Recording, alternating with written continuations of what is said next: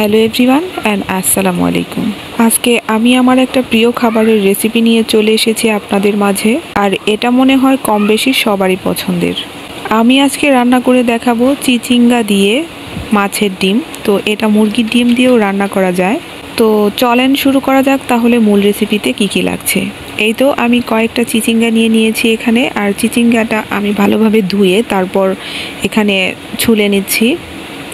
আমরা কিন্তু সাধারণত চিচিঙ্গা ভাজি খেয়ে থাকি, আর এই ভাজি আমরা স্লাইস করে কেটে কেটে খেয়ে থাকি, মানে একদম পাতলা চিকন করে স্লাইস করে কাটি, কিন্তু আমি সেভাবে কাটবো না। তরকারি কাটার মধ্যেও কিন্তু মজা লুকিয়ে থাকে, মানে তরকারি কিভাবে কাটা হবে সেটার উপর ডিপেন্ড করবে যে কতটা মজা হবে খেতে। তো আমি এটাকে চাইনিজ স্টাইলে কেটে নিচ্ছি, মানে এক পাশ থেকে আমি একটু কেটে নেব, আবার ওই পাশ থেকে কেটে নেব, ঘুরিয়ে একটু মোটা করে কেটে নিচ্ছি। এই তো আমি এখানে 3টা চিচিঙ্গা ব্যবহার করেছি আর 3টা মাছের ডিম ব্যবহার করেছি, বড় বড় মাছের ডিমের পরিমাণটা যত বেশি হবে ততই কিন্তু খেতে মজা লাগবে, আর এটা যে কোনো মাছের হতে পারে।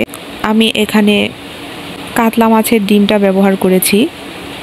মাছের ডিমটাকে আমি কেটে ছোট ছোট সাইজ করে নিয়েছি, আর এখানে আমি চুলার মধ্যে প্যান বসিয়ে দিয়েছি। আর এই তো কিউব কিউব করে আমি পেঁয়াজ কেটে রেখেছি। কড়াইয়ের মধ্যে তেল দিয়ে আমি এখন পেঁয়াজ কিউবগুলো দিয়ে দিচ্ছি, একটু হালকা ভাজি করে নিচ্ছি। এখানে বেশি ভাজার দরকার হবে না, কারণ যে কোনো ভাজি ভাজতে গেলে কিন্তু পেঁয়াজ তেমন একটা ভাজতে হয় না। এখানে হালকা একটু করে ভেজে তারপর এখানে আমি এখন মশলা যোগ করে দিব। এখানে মশলা বলতে আমি একটু আদা, জিরা আর একটু রসুন বাটা ব্যবহার করব, যে কারণ এখানে যেহেতু মাছের ডিম আছে, বড় মাছের ডিম।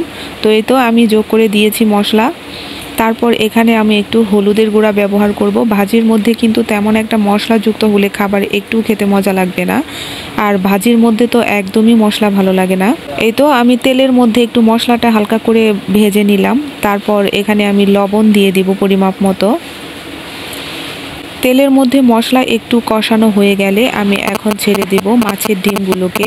মাছের ডিম একটু হালকা কষিয়ে তারপর আমি দিয়ে দিব চিচিঙ্গাগুলোকে। জালটা কিন্তু আমি একদম মিডিয়াম রেখেছি, যদি হাই হিটে জ্বলে তাহলে কিন্তু পুড়ে যাবে মাছের ডিমগুলো।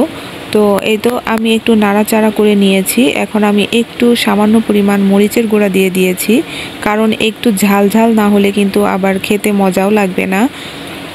এই তো দিয়ে দিচ্ছি একটু ধনিয়া গুঁড়া। তো এই তো ভালোভাবে নেড়ে চেড়ে এখন আমি একটু পানি দিয়ে কষিয়ে নিব। আর এখানে আমি একটু তেজপাতা দিয়ে দিয়েছি। এই তো মাছগুলো কিন্তু ঝুরি ঝুরি হয়ে গেছে। যে কোনো ভাজির মধ্যে কিন্তু তেজপাতার ফ্লেভারটা অসাধারণ লাগে। তো আমি এই যে দিয়ে দিয়েছি সবগুলো চিচিঙ্গা, আমি দিয়ে দিয়েছি। এখন নেড়ে চেড়ে আমি হালকা করে একটু পানি দিয়ে দিব। এখানে একটু ঝোল ঝোল টাইপ প্রথমে থাকবে, তারপর কিন্তু আমি এই সবজিগুলোকে একটু কষানোর জন্য বা সেদ্ধ হওয়ার জন্য একটু পানি দিয়ে দিয়েছি। এই তো আমি এখন ঢাকনা দিয়ে ঢেকে দেব কিছুক্ষণের জন্য। আর আমি উপর থেকে কয়েকটা কাঁচামরিচের ফালি দিয়ে দিয়েছি। এখানে কাঁচামরিচের ঝালটাই বেশি মজা লাগবে। এই তো এখন ঢাকনা দিয়ে ঢেকে দিচ্ছি, আর কিছুক্ষণ 5 থেকে 7 মিনিট পরেই আমি চলে আসব। একটু ঢাকনা খুলে নেড়ে চেড়ে দিচ্ছি। এই তো এরকম একটা কালার চলে এসেছে।